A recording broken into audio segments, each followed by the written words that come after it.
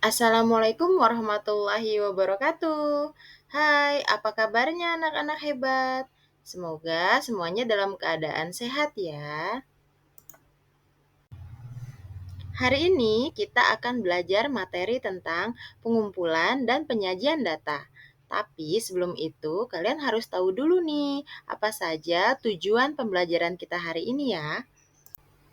Nah, tujuan pembelajaran kita hari ini yaitu setelah mempelajari bab ini, kalian diharapkan dapat satu, mengumpulkan data sederhana dari lingkungan sekitar. Dua, menyajikan hasil pengumpulan data menggunakan tabel frekuensi sederhana. Ketiga, bisa membuat piktogram. Keempat, bisa membaca data dari piktogram. Dan kelima, bisa menganalisis data dari piktogram. Anak-anak, apakah kalian sudah tahu apa sih yang dimaksud dengan data?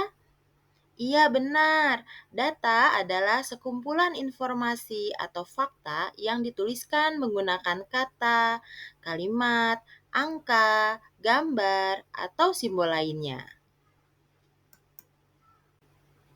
Berdasarkan pemerolehannya, data dibagi menjadi dua jenis. Yang pertama yaitu data primer.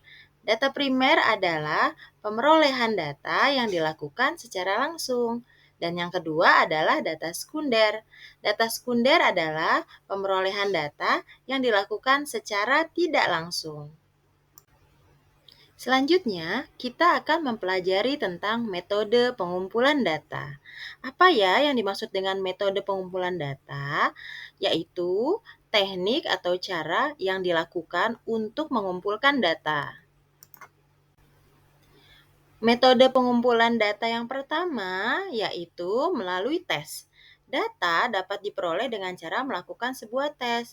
Biasanya, Bapak atau Ibu guru akan melakukan tes untuk memperoleh hasil belajar siswa dan untuk mengetahui perkembangan hasil belajar siswanya.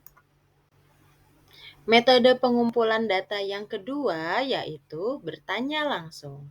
Sebuah data juga bisa didapatkan dengan cara bertanya langsung.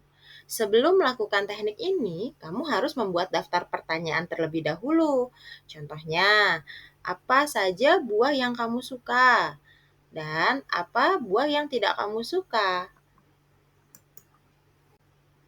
Metode pengumpulan data yang ketiga yaitu dengan isian singkat.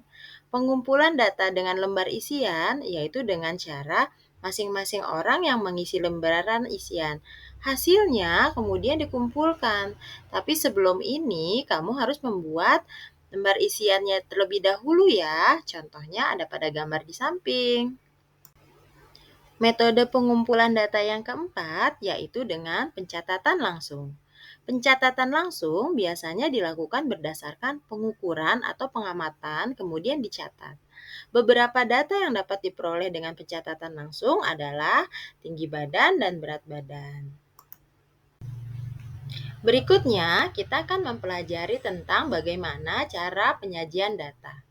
Data harus disajikan dalam bentuk sederhana dan jelas agar mudah dibaca dan dipahami. Nah, berikut adalah contoh penyajian data. Penyajian data yang pertama yaitu dalam bentuk daftar. Penyajian data yang kedua yaitu dalam bentuk tabel. Penyajian data yang ketiga yaitu dalam bentuk diagram gambar. Penyajian data yang keempat yaitu dalam bentuk diagram batang. Dan penyajian data yang kelima yaitu dalam bentuk diagram garis. Berikut ini adalah penyajian data yang akan kita pelajari di kelas 5 ya. Berikut merupakan contoh penyajian data dalam bentuk daftar.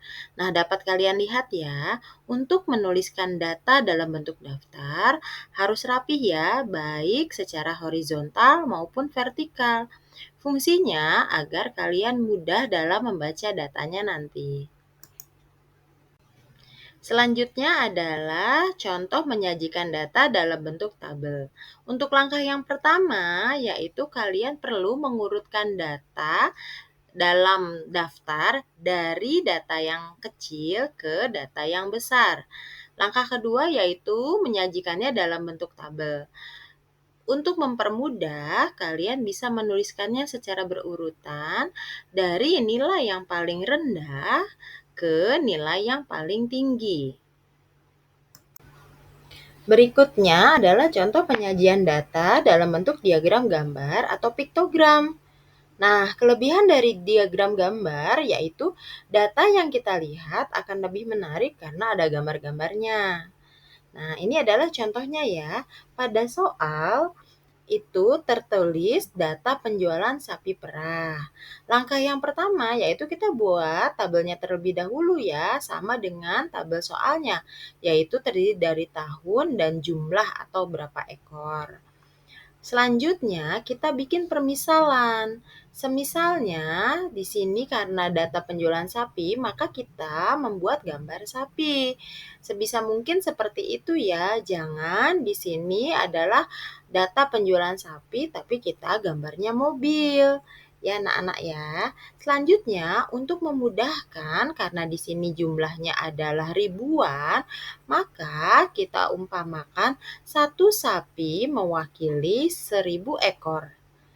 Maka dalam tahun 2017, karena yang terjual ada 4.000 sapi, cukup kita gambarkan sebanyak 4 sapi.